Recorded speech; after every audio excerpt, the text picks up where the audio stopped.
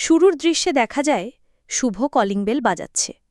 ভেতরে তখন মোহনা আতঙ্কিত হয়ে আলমারির আড়ালে লুকিয়ে পড়ে। যাওয়ার আগে স্বপ্নাকে কানে কানে হুঁশিয়ারি দিয়ে যায়, আমার সঙ্গে বিশ্বাসঘাতকতা করলে তুই খুনের মামলায় জেলে যাবি, আর তোর সাথেও খুন করে দেব। এরপর স্বপ্না দরজা খুলে শুভকে ভেতরে আনে। শুভ হাত জোর করে সত্যিটা বলতে অনুরোধ করে, কিন্তু স্বপ্না ঠান্ডা গলায় জানিয়ে দেয়, যা বলার কোটেই বলবো। শুভ খেয়াল করে তার গলায় স্পষ্ট দড়ির দাগ। জিজ্ঞেস করতে স্বপ্না বলে, হয়তো পিঁপড়ে টিপড়ের কামড়।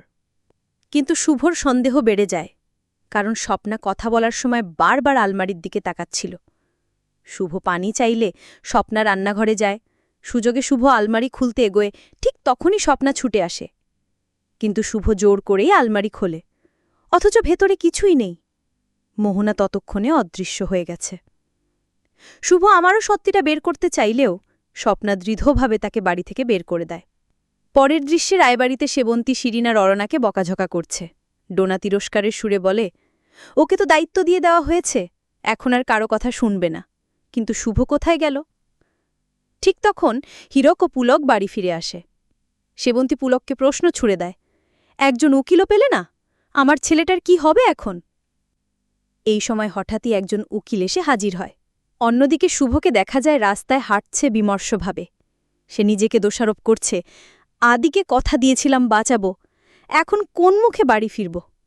ঠিক তখন দুজন পাড়ার মহিলা কটাক্ষ করে, শুনলাম তোমার স্বামী নাকি খুন করেছে। ভাবতাম ভদ্রলোক, শেষে কিনা খুনি। এই কথায় শুভ আরও ভেঙে পড়ে। এরপর শুভ বাড়ি ফিরে উকিলের সঙ্গে দেখা করে। শুভ জিজ্ঞেস করে, আদিকে কবে ছাড়াতে পারবেন? উকিল ঠান্ডা গলায় জানায়, এখন সমস্ত প্রমাণ আপনার স্বামীর বিরুদ্ধে, এত সহজে তাকে বের করা যাবে না। আদালত স্কুল নয় যে ক্যারেক্টার সার্টিফিকেটে বিচার হবে। উকিল বেরিয়ে গেলে হীরক সন্দেহ নিয়ে বলে, আমার এই উকিলকে সুবিধের মনে হচ্ছে না। একদিকে বলছে ছাড়া যাবে না, আমার বলছে চেষ্টা করবে। তখন শুভ দৃঢ় কণ্ঠে জানায়, আমি নিজেই দেখে নেব ওরা কেমন করে আদিকে খুনি প্রমাণ করে। তো দর্শক, এই ছিল গৃহপ্রবেশ ধারাবাহিকের আজকের আপডেট। পরবর্তী আপডেট সবার আগে পেতে আমাদের চ্যানেলটি এক্ষুনি সাবস্ক্রাইব করুন।